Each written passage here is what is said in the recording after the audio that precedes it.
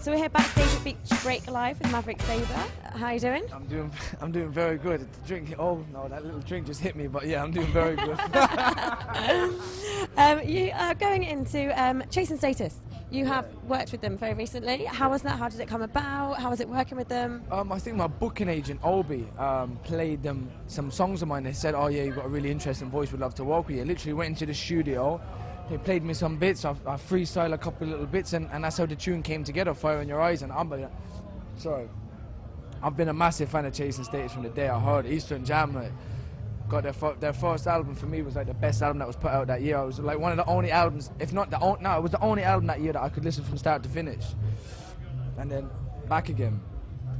So working with them was fantastic, and also playing with them and gigging around Europe and the UK, it brings up a whole different vibe, you know, and allows me to express myself in a different way, you know, jump about, get a bit more excited. So yeah, no, I love working with them. They're fantastic lads, and they put out fantastic music, so it's an honour to work with them, definitely.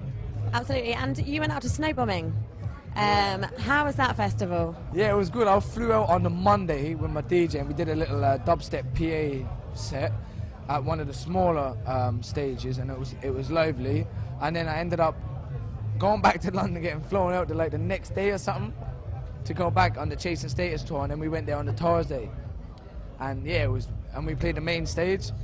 Oh, it was fantastic. Yeah, I loved it. And I just thought it was a fantastic setting, you know, because like you've got this mad, it's like Ibiza in the like the hills, like the Alps. You know what I mean? Beautiful. Like we were up on like the, I don't know, it must be the Alps. Like we got the cart straight up there, and we're all drinking down there, playing techno, house, dubstep, and I'm thinking it's a real weird setting, but it's beautiful. Like at the same time, it was like something out of 007. Like yeah, it was lovely. No, it was a heavy festival. Awesome. So just quickly, I want to talk to you about your sound. You've got a very distinctive, soulful sound. What were your influences growing up? My dad was my main influence, I think, really. He's always been a musician ever since I've been young. So I went to all his rehearsals at night time. Like he'd play, instead of like nursery rhyme tapes or anything like that, he'd play full like acoustic sets of like traditional Irish music, his own Southern blues, old school rock music, you know, American rock music. And then when I was about 8 or 9 and he saw my passion for music, he allowed me to kind of delve into his record collection. And we had a big like spacious attic at the time, you know what I mean? There was nothing in.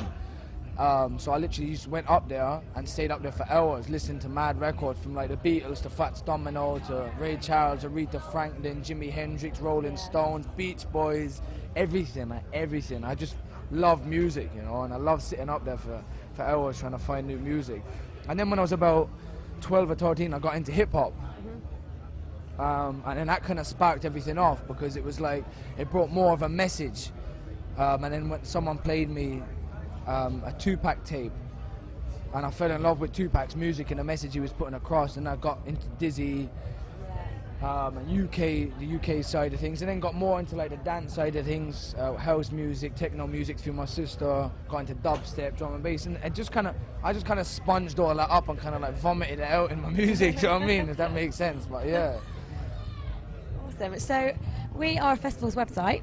Yeah. You've got a lot of festivals lined up this summer. Where can our viewers see you? Everywhere. Yeah. Literally, I think the only festival I haven't been booked for is Tea in the Park and Reading and Leeds. I think that's it. And I think someone said to me I've got booked for Reading and Leeds the other day, but yeah, but that's about it. I literally everything. Even in Ireland, I'm doing all the festivals, I think, as well. So everywhere, like. You're a really busy summer ahead then. Just quickly, last question. What is the weirdest thing to have happened to you at a festival? Do you really want to know? Yeah. When I was 16, I went to a festival in Ireland called Auction. I lost 3 toenails. You lost 3 toenails? And how did you lose your toenails? The mud was so bad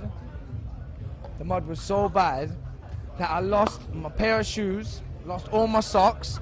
Someone came into my tent when I was watching Kings of Leon, took all my underpants out of the bag, stood them into the ground, had nothing, literally nothing. I was walking around barefooted, went to Daft Punk, watched about 5 minutes of Daft Punk, some massive lad stood on my foot.